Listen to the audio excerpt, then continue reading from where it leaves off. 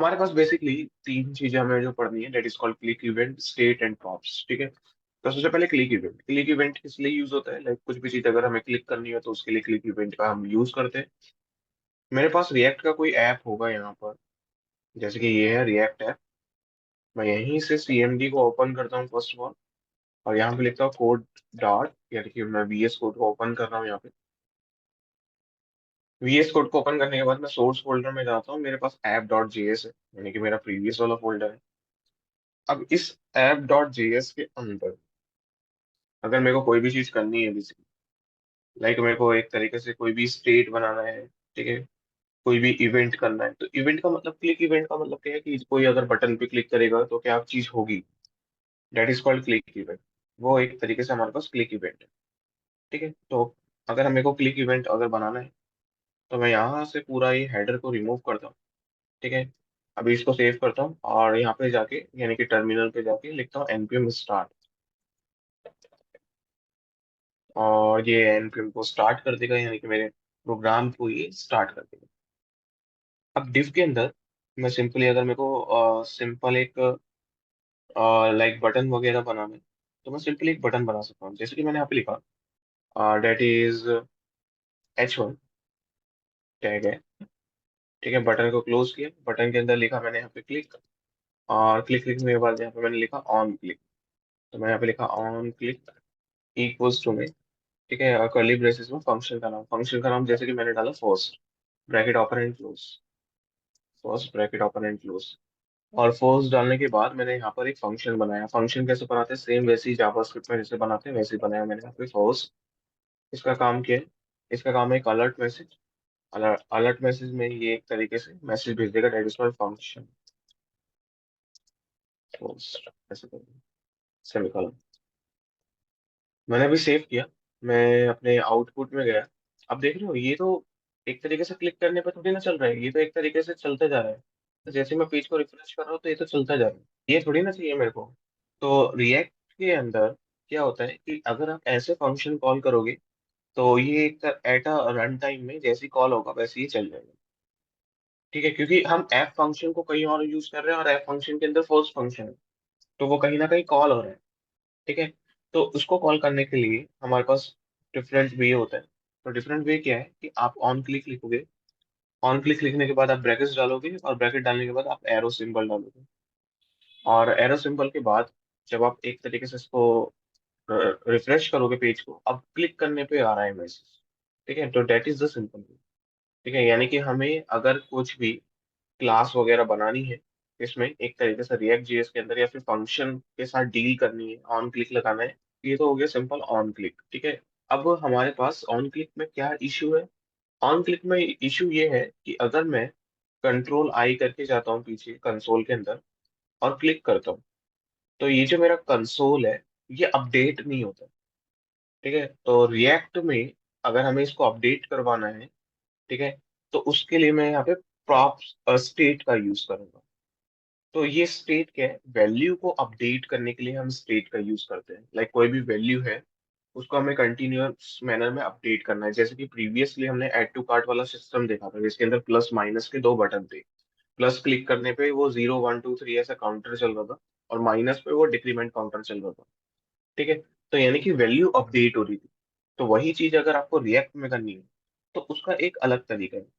तो उसका क्या तरीका है? उसका बड़ा सिंपल सा तरीका है, जैसे कि फॉर एग्जांपल मैं वापस से इधर आता हूँ, इस ऑन क्लिक को मैं यहाँ से हटाता हूँ और एक फंक्शन बनाता हूँ, that is a update function.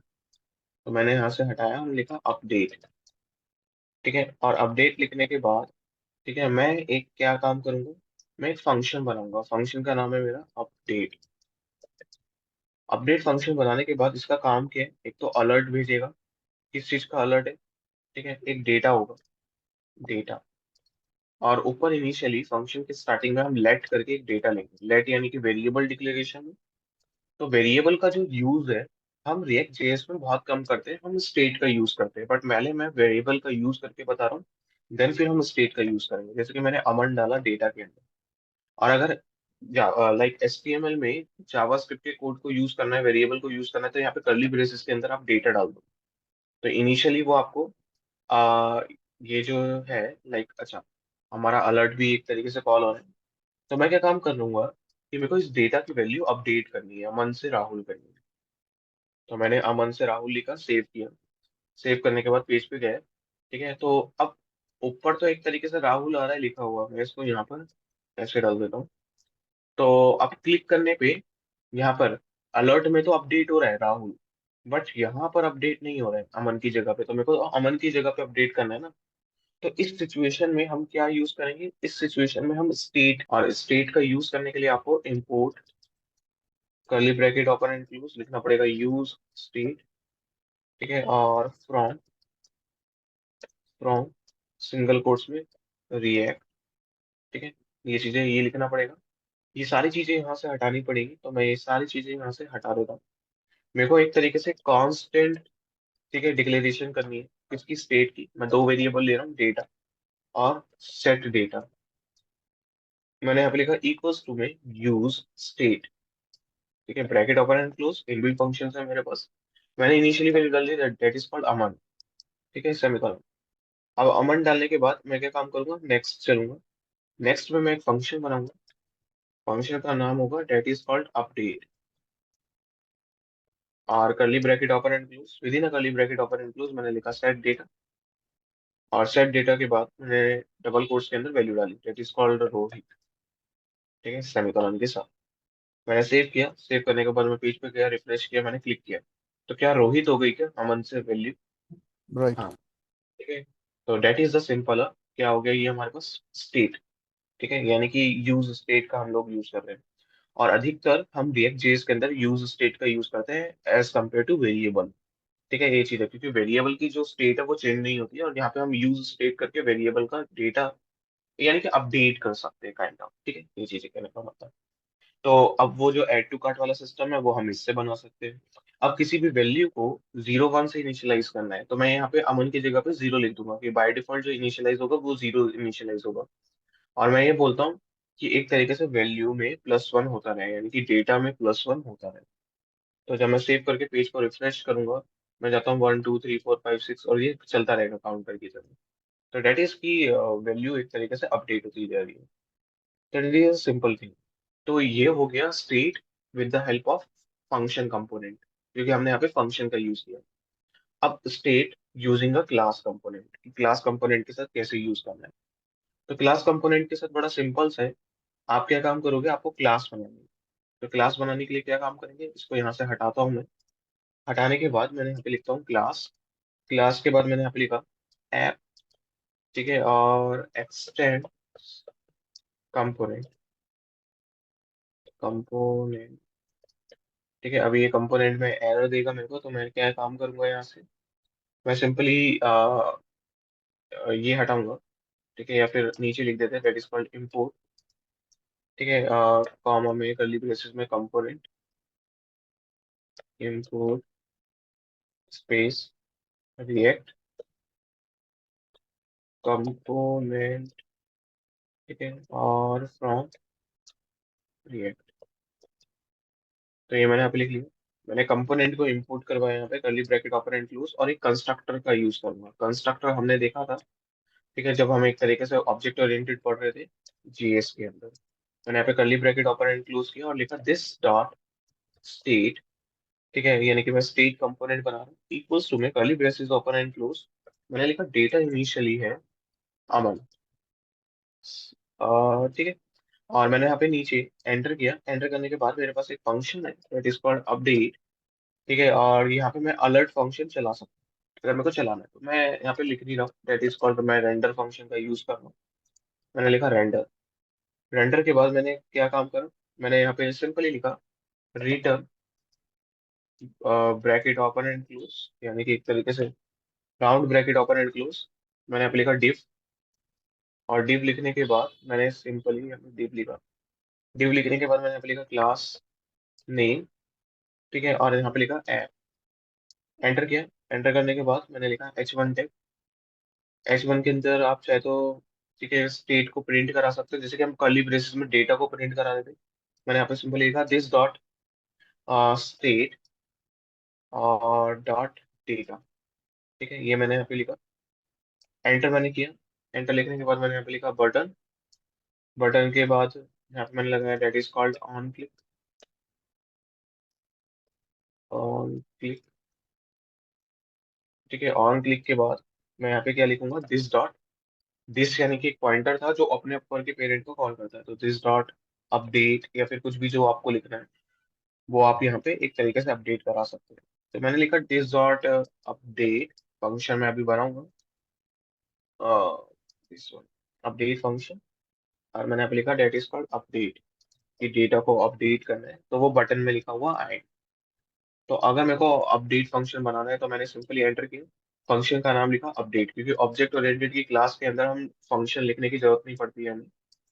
Curly bracket open includes this dot set state, bracket open includes curly bracket open includes, मैंने यहाँ पे लिखा डेटा को सेट कर दो, ठीक है, राहुल, ठीक है। और मैंने सेव किया इसको। सेव करने के बाद मैं पेज पे गया और रिफ्रेश किया मैंने। ओके, ये मेरे को कुछ एरर दे रहा है। मैंने यहाँ पे लिखा दिस वन, ठीक है। तो अब ये मेरे को एक एरर दे रहा है कि constructor is derived class before accessing this. तो दिस का यूज करने से पहले आपको एक तरीके से सुपर का यूज करना पड़ता है, यानी कि आपको लिखना पड़ेगा सुपर कंस्ट्रक्टर। सेव किया आपने, अब चलेगा ये। तो मैंने अपडेट पे क्लिक करा, तो this dot update is not okay, update का यू स्मॉल है, ठीक है। तो अब मैंने रिफ्रेश किया, तो अब मेरी वैल्यू अमन से एक तरीके से राहुल अपडेट हो रही है। तो that is called state using a class component. तो state using a class component हम ऐसे यूज कर सकते हैं। अब इसी में अगर काउंटर वाला ही करना है तो काउंटर वाला भी कर सकते हो। आप इनिशियली इसकी वैल्यू वन दे सकते हो। वन देने के बाद यहाँ से आप इसको हटा सकते हो, और हटाने के बाद आप क्या करोगे, कहोगे कि डेटा नहीं, this dot state dot data plus one, ठीक है। क्योंकि दिस से इंडिकेट करोगे आप उसको, update update update update update, then value जो है वो एक तरीके से इंक्रीमेंट होती जाएगी। तो that is a very simple thing, ठीक है। ये हो गया एक तरीके से कंपोनेंट, यूजिंग अ कंपोनेंट। मे भी यहाँ तक क्लियर हुआ होगा। अब हमारा नेक्स्ट टॉपिक है दैट इज कॉल्ड प्रॉप्स। एक छोटा सा टॉपिक है बट काफी इफेक्टिव टॉपिक है, जिसको हम आगे तक बहुत ज्यादा यूज करने वाले हैं। तो प्रॉप्स कुछ नहीं है बेसिकली, जैसे कि फंक्शन के अंदर हम पैरामीटर यूज करते हैं ना, जैसे कि अगर मैं कोई भी फंक्शन बना रहा हूँ और जावास्क्रिप्ट के अंदर मैं कुछ ऐसा पैरामीटर पास करता था ए कॉमा बी, और उसको नीचे यूज कर रहा हूँ, तो simply that is also called a props, ठीक है। ये वो भी एक तरीके का प्रॉप है। तो मैं एक काम करता हूँ, मैं थोड़ा सा बैक जाता हूँ क्लास कंपोनेंट से फंक्शन कंपोनेंट में।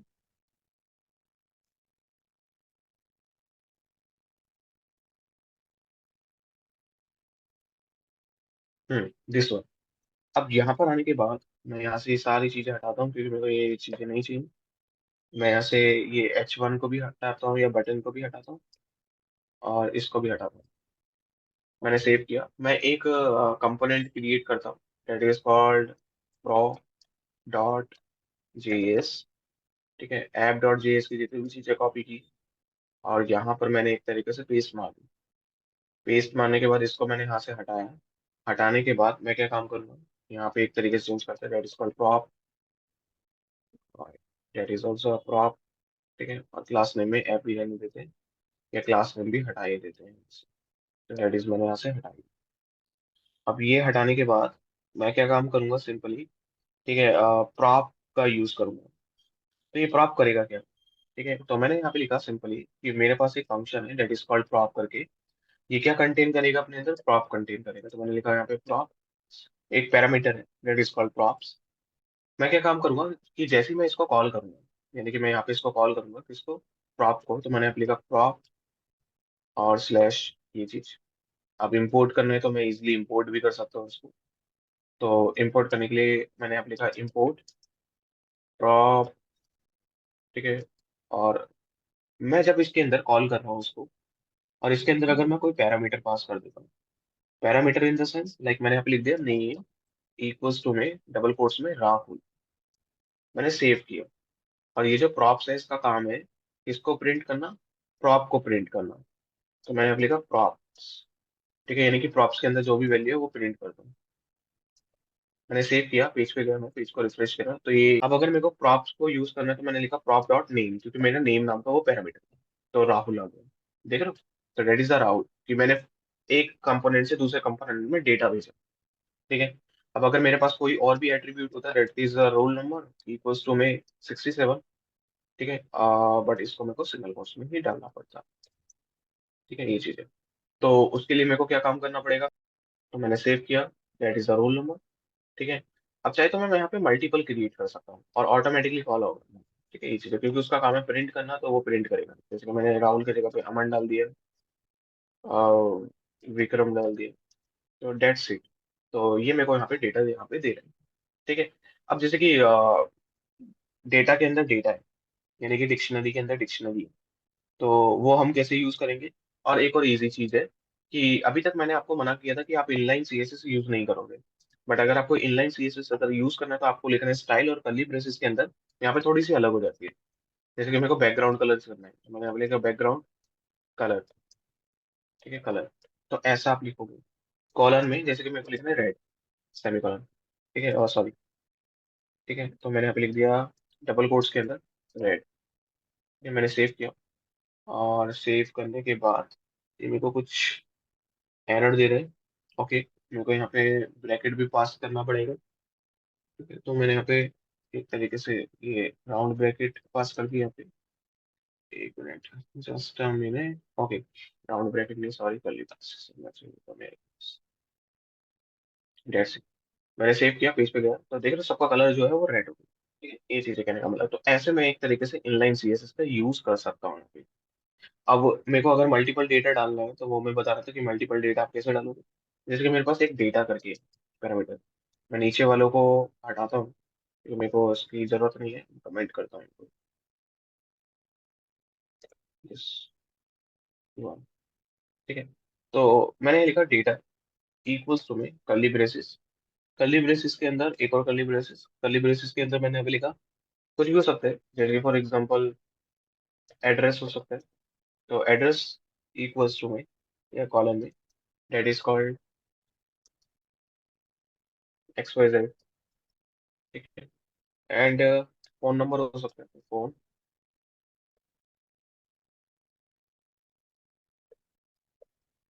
तो कुछ भी हो सकता है बेसिकली। तो यहाँ पे मैंने एक फोन नंबर डाल दिया, मैंने सेव किया। सेव करने के बाद ठीक है, अब मेरे को अगर इसको यूज करना है तो यूज कैसे करूंगा? अगर मैं सिंपली प्रॉप्स डॉट डेटा लिख दूंगा, तो वो मेरे को एरर रेज करके देगा, क्योंकि डेटा डेटा के अंदर डेटा है। तो मैं डेटा डॉट एड्रेस मैंने सेव किया। अब देख रहे हो एक्स वाई जेड आ गया। ठीक है, अगर मेरे को एक तरीके से फोन नंबर चाहिए तो props dot data dot form, ऐसा मैं यहाँ पे लिख सकता हूँ। तो डेट इज हमने तीन चीजें देखी, event, click event, props and state. ठीक है, ये चीजें मैं भी यहाँ तक